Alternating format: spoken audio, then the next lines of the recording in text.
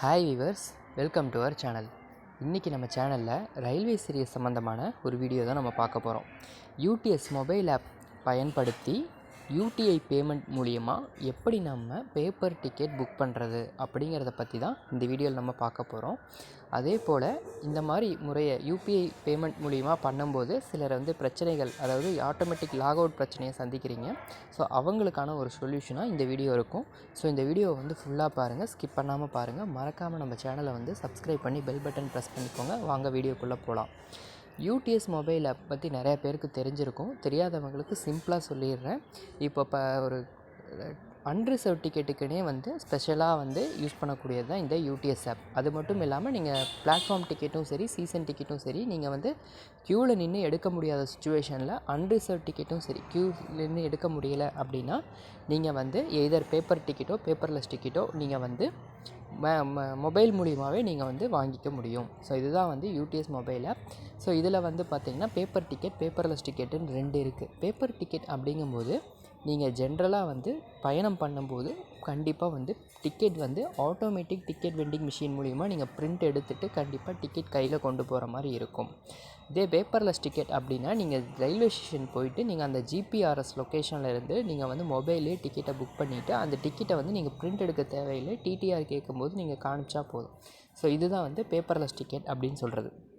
சரி, இப்போ பார்த்திங்கன்னா பேப்பர் டிக்கெட் எப்படி நம்ம யூபிஐ பேமெண்ட் மூலிமா நம்ம பண்ணுறது அப்படிங்கிறத பார்க்கலாம். பார்க்குறதுக்கு முன்னாடி என்ன பிரச்சனைகள் நடக்குது அப்படின்னா, ட்ரான்சாக்ஷன், அதாவது இப்போ நீங்கள் பேமெண்ட் ஆப்ஷனை பொறுத்தளவுக்கு யூடிஎஸ் ஆப்பில் நீங்கள் ரீசார்ஜ் வேலட் மூலிமா நீங்கள் பண்ணிக்க முடியும்.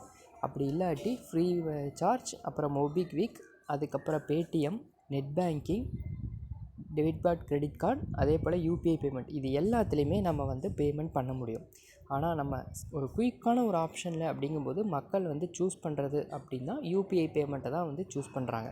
பட் அந்த மாதிரி பிரச்சனைகள் வரும்போது என்ன நடக்குது அப்படின்னா, ஸோ இதில் பார்த்திங்கன்னா தெரியும், இது நானே சந்தித்த பிரச்சனை என்னென்னா, இதில் நீங்கள் டிக்கெட் எல்லாம் செலக்ட் பண்ணி எல்லாமே சூஸ் பண்ணி பேமெண்ட் ஓகேன்னு கொடுக்குற டைமில் உங்களுக்கு நீங்கள் கூகுள் பேயில் போயிட்டு நீங்கள் ஆத்தென்டிகேஷன் கொடுக்கணும். பட் அந்த மாதிரி டைமில் ஆத்தென்டிகேஷன் கொடுக்குற டைமில் என்ன ஆகும் அப்படின்னா, ஸ்க்ரீன் நீங்கள் அந்த ஸ்க்ரீன்லேருந்து இந்த ஸ்க்ரீன் போயிட்டு வரத்துக்குள்ளேயே உங்களுக்கு யூடிஎஸ் மொபைல் ஆப்பில் லாக் அவுட் ஆகிடும். ஸோ அப்போ என்ன ஆகும் அப்படின்னா, பேமெண்ட் டெபிட் ஆகிடும், ஆனால் டிக்கெட் புக் ஆகாது. அவசரமாக இருக்கிற சூழ்நிலையில் இந்த மாதிரி சூழ்நிலைகளை பிரச்சனையை சந்திக்கிறதுக்காக தான் நம்ம என்ன பண்ணலாம் அப்படின்னு சொல்லி நம்ம பேச போகிறோம். சரி, வாங்க பார்க்கலாம். இப்போ நான் என்ன பண்ணுறேன் அப்படின்னா, பேப்பர் டிக்கெட் நான் செலக்ட் பண்ணுறதுக்கு நான் லாகின்லாம் பண்ணி பேப்பர் டிக்கெட் செலக்ட் பண்ணுறதுக்கு நான் டிபார்ட் ஸ்டேஷன், அதாவது எந்த ஸ்டேஷன்லேருந்து, ஆவடியிலேருந்து நான் அம்பத்தூர் போகிறதுக்கான லோக்கல் ட்ரெயின் கொடுக்குறேன்.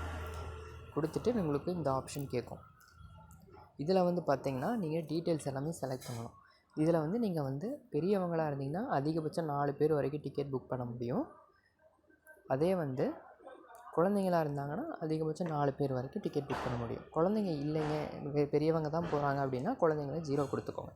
டிக்கெட்டை பொறுத்தளவுக்கு நம்ம ஜர்னி டிக்கெட்டு, போகிறதுக்கும் சரி வரத்துக்கும் சரி நம்ம பண்ண முடியும். ரிட்டன் ஜர்னியும் பண்ண முடியும்.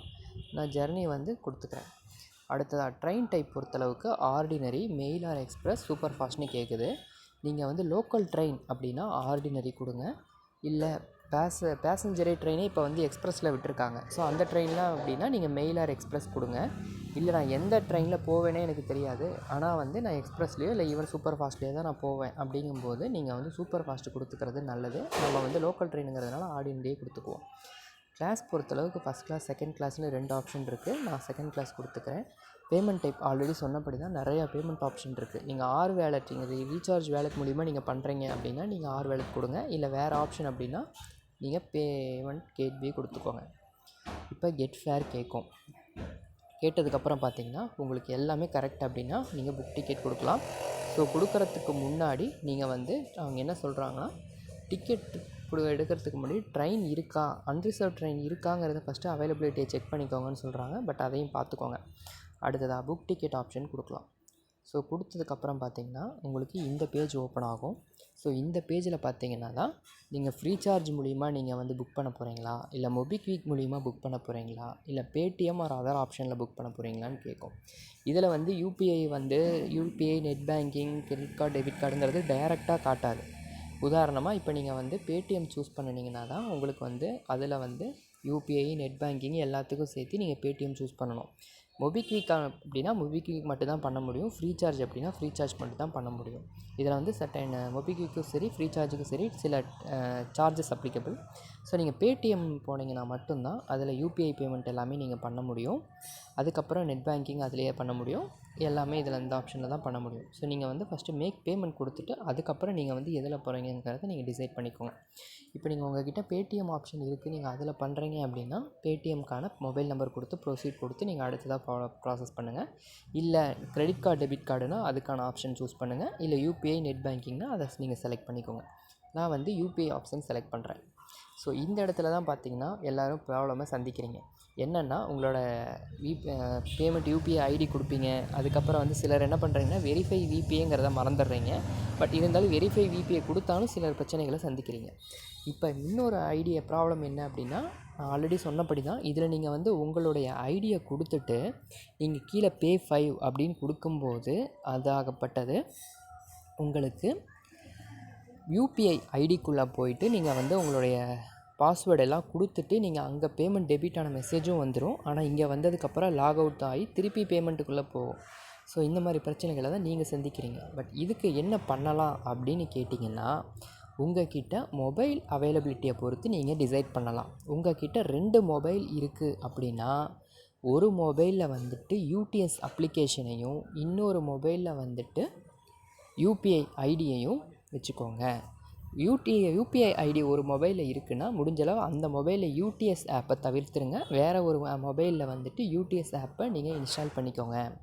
இல்லை என்கிட்ட ஒரு மொபைல் தான் இருக்குது அப்படிங்கிற பட்சத்தில் என்ன பண்ணலான்னு கேட்டிங்கன்னா, நீங்கள் வீட்டிலேருந்து கிளம்பும் போதே இல்லை வீடு பக்கத்தில் இருக்குங்கும்போதே இல்லை உங்களை ட்ராப் பண்ண வராங்க அப்படின்னா அவங்களோட ஐடியை நீங்கள் யூஸ் பண்ணிக்கோங்க. அவங்கக்கிட்ட அண்டர்ஸ்டாண்டிங்கோட பேசிக்கோங்க. அவங்கக்கிட்ட சொல்லுங்கள், இது மாதிரி வந்து உங்களோடதுலேருந்து நீங்கள் ரீசார்ஜ் அமௌண்ட் போடுங்க, நான் வந்து அமௌண்ட்டாவோ டிஜிட்டலாவோ இல்லை கையிலையோ நான் தந்துடுறேன் அப்படிங்கிறத சொல்லுங்கள். ஸோ நானும் அப்படி தான் பண்ண போகிறேன். நான் ஆல்ரெடி என்னோடய ஐடியா கொடுத்து பண்ணும்போது நான் லாக் அவுட் பிரச்சனையை ஃபேஸ் பண்ணேன். இப்போ பார்த்தீங்கன்னா நான் வந்து என்னுடைய நண்பருடைய ஐடி யூஸ் பண்ணுறேன், அவருடைய அனுமதியோடு.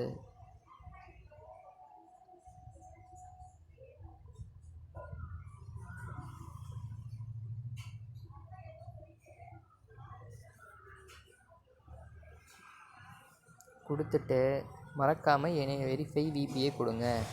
கொடுத்ததுக்கப்புறம் பார்த்தீங்கன்னா உங்களுக்கு பே ஆப்ஷன் காட்டும்.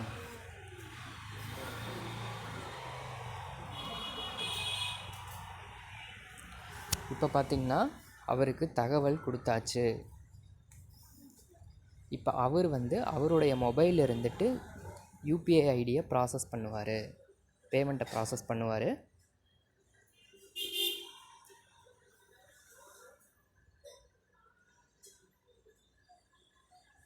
பார்த்திங்கன்னா ப்ராசஸ் பண்ணிட்டாரு.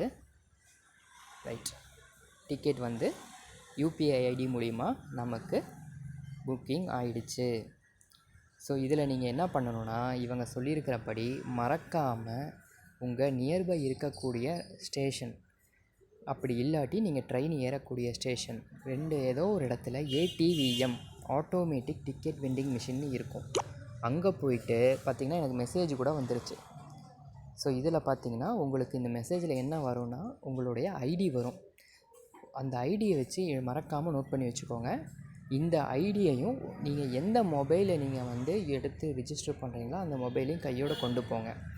அந்த டிக்கெட்டோட வேலிடிட்டி டைம் அப்படின்னு பார்த்தீங்கன்னா நீங்கள் எத்தனை மணிக்கு எடுத்தீங்கனாலும் சரி, நைட்டு 11:59 வரைக்கும் தான் அந்த டிக்கெட் ஆகப்பட்டது வேலிடிட்டி.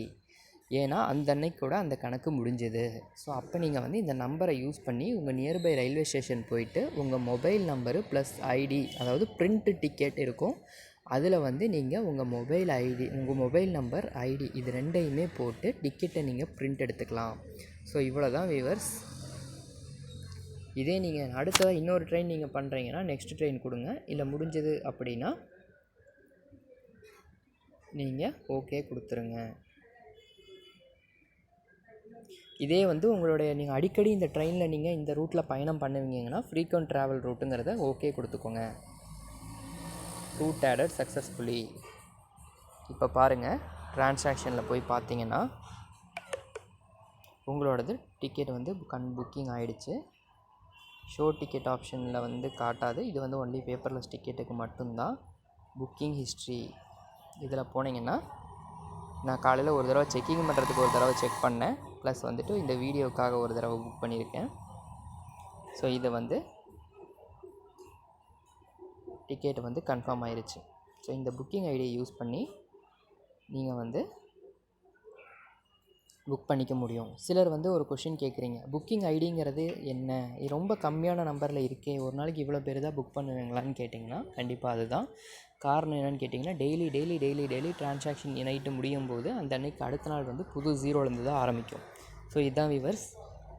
இனிமேலும் வந்து நீங்கள் யூபிஐ ஐடி பேமெண்ட்டில் பண்ணுறீங்க அப்படின்னா இந்த முறையை நீங்கள் பயன்படுத்துங்க. உங்கள்கிட்ட ஒரு மொபைல் தான் இருக்குது, வேறு ஐடி இல்லைங்கிற பட்சத்தில் முடிஞ்சளவு யூபிஐ ஐடியை தவிர்த்துட்டு நெட் பேங்கிங்லேயோ இல்லை டெபிட் கார்டு மூலியமாகவோ பண்ணுங்கள். இதை எல்லாத்த விட ரொம்ப முக்கியமானது, பயணத்துக்கு முன்கூட்டியே பிளான் பண்ணி முடிஞ்சளவு வந்து கவுண்டர் டிக்கெட் எடுங்க. இப்படி முடியாத பட்சத்துக்கு நீங்கள் கரெக்டாக பார்த்து பிளான் பண்ணிக்கோங்க. இந்த வீடியோ பிடிச்சிருக்குன்னு நினைக்கிறேன். மறக்காமல் இந்த வீடியோ பேப்பர் டிக்கெட் எடுக்கிறீங்கன்னா கண்டிப்பாக வந்து நைட்டு 11 மணிக்குள்ளே எடுத்துருங்க வியூவர்ஸ். இந்த வீடியோ பிடிச்சிருந்தா லைக் பண்ணுங்கள், ஷேர் பண்ணுங்கள், கமெண்ட் பாக்ஸில் கமெண்ட் பண்ணுங்கள். நன்றி, வணக்கம்.